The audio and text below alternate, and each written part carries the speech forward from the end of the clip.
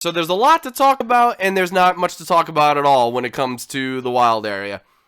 Um, if there's anything you guys think that I need to tack onto this, just let me know in the comments, and we'll cover it.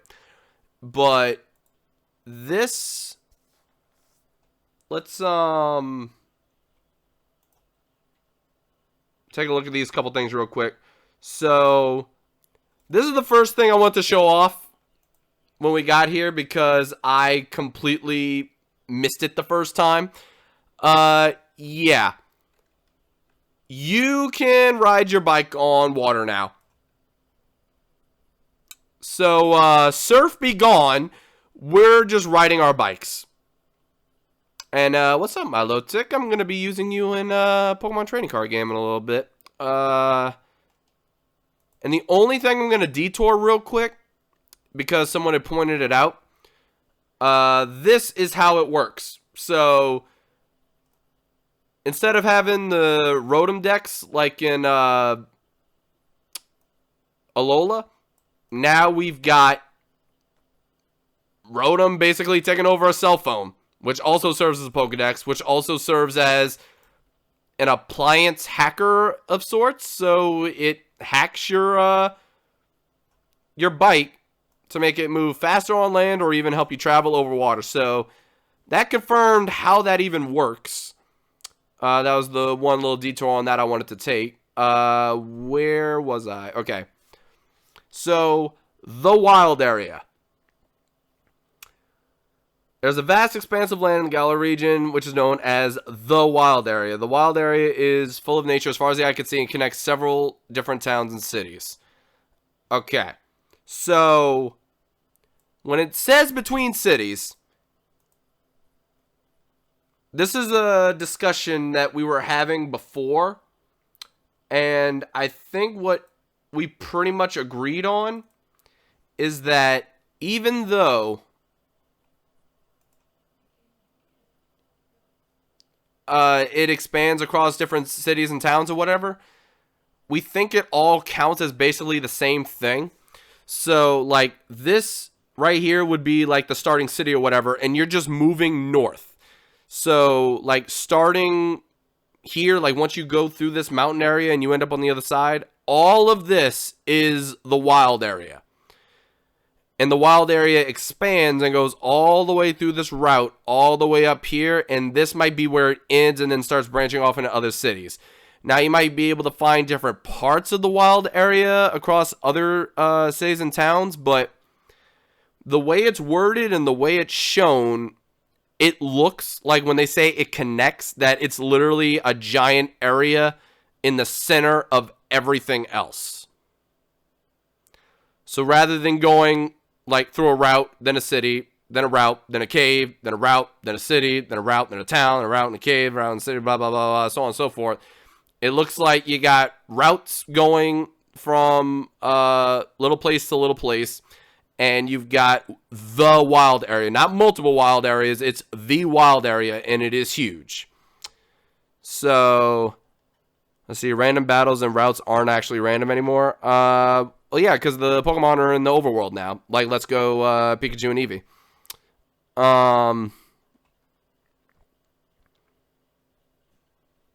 Well, you have to run exclamation point in the grass to have a battle happen. Oh, they got stuff on the Pokemon Twitter now that they didn't show up before? Well, now we got to look at that. But let's focus on the wild area right now. Oh, you got Seismitoad. I didn't even notice him before. Looks like the Pokemon you'll run into will change depending on things like the weather or location. And, shoot, I don't see where... Oh. No, where's it at? Yo, your boy is huge. Okay, so I don't see where it is, and I done forgot where it is. But it's completely confirmed that the weather changes every day. So the wild area is tripolar weather. Like, it's just, it'll be sunny and whatever the first day, and then suddenly rainy the next day. There might be a snowstorm the next day. It might be sandstorm the next day, and so on and so forth. So They said in the direct, this basically right here, the Pokemon you'll run into will change depending on things like weather or location, so you might see something new each time you visit. I don't remember if it was specifically in the direct or if I read it somewhere else on here, but the weather does change every single day. I don't think they said it in the direct. I know they mentioned the weather changing, but I don't think they mentioned it changing every single day. If they did, then whatever. But does day mean real world or in-game day? I'm pretty sure ever since clocks, like ever since system clocks became a thing, it means real day. So basically ever since the DS era, ever since Diamond and Pearl, ever since Heart Gold and Soul Silver, like whatever time it says on your system, that's what time it's going to be in the game. So hypothetically, if you want to break the game, unless they pull an Animal Crossing on you and completely change it, you can just fast forward the time on your Switch, I'm assuming, and it'll be the next day and you can browse around on that. But the thing is, I think for max raids and all, everyone would have to be synchronized to the same day at least, or something like that. Because I'm pretty sure it's going to break the game, and it might also just be like, hey, you've been fiddling with the clock, so no changing anything, no raids for 24 hours or something like that. They might have some kind of security feature for it, or they might just say, you know what, screw it. We have our own server, and that's what you're going to be synced up to. But then they also couldn't do that because what if you don't have online? It would have to go based on your Switch's clock. So I think we'll just be able to break the game and keep changing the day and get whatever Pokemon we want. So when it comes to Pokedex completion and stuff like that, the wild area and changing the clock is probably what's going to be the best thing. Also, I think that's their way of making it to where they don't overload you with Pokemon throughout the game if you play casually. But if you play enough, you might be able to get all the Pokemon in all of the regions in the wild area. That's just one of those things we're going to have to wait and see. Was there anything else specific about the wild area that you guys wanted to talk about or clarify or theorize or any of that? Just go ahead and let me know in the comments right now and we'll see. Wait, what? Please bring back national decks. Yeah. Fam.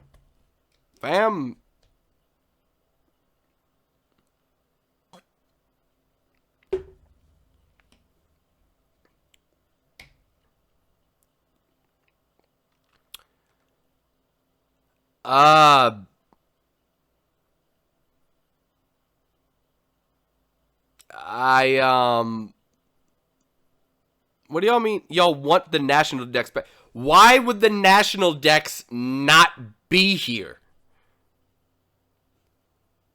That's what I'm ing about. Why would it not be here?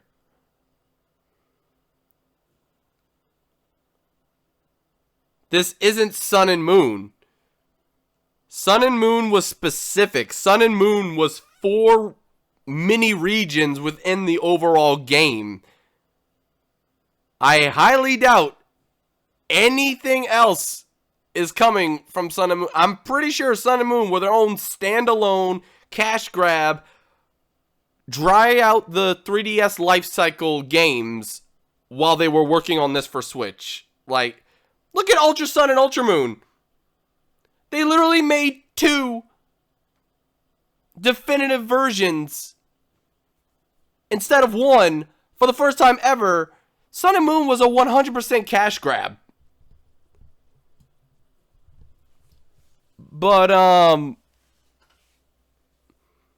yeah, the sheer fact that we've got Pokebank, Let's Go, and Go all connected through, what is the new thing called? Pokemon Home, thank you. Now that we got Pokemon Home connecting all those things, you don't think we're going to have the national decks?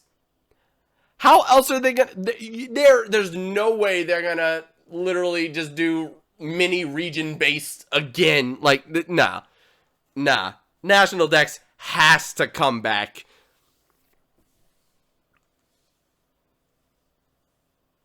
Pokemon Sleep too. Raspberry.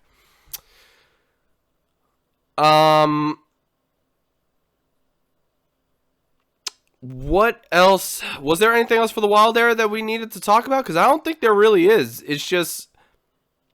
It's very self-explanatory with this little bit. And we done saw Rhydon, Tyranitar, Milotic, Seismitoad, Steelix, freaking Weavile. Like, this is going to be big. This is going to be nice.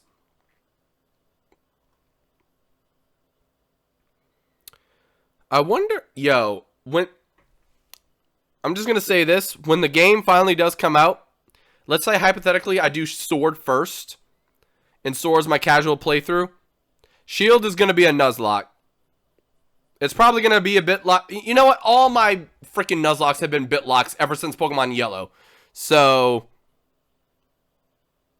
you guys can torture me. Once we actually know more about the game, y'all can start torturing me with the Bitlocks as well. And for those of you watching on YouTube, don't forget to follow me on Twitch, twitch.tv/BondOfGames. The link is in the description below. And you'll be able to chat and chill with me on there, or make me suffer, or bless me with good fortune and all that good stuff. But yeah, when this game first drops, this might be my, like, winter game.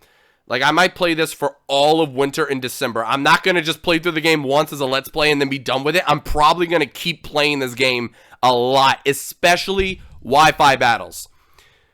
When there's a good, consistent way of training Pokemon, again, like their EVs and IVs maxed out, like, we are Wi-Fi battling a lot. And, if there's no way of checking if Pokemon are hacked or not, as long as they're made completely legal, it'll be a lot faster, and I'm just going to gen Pokemon and we'll battle that way, because that's not cheating, that's time saving, it's completely legal Pokemon, so I have no problem with that.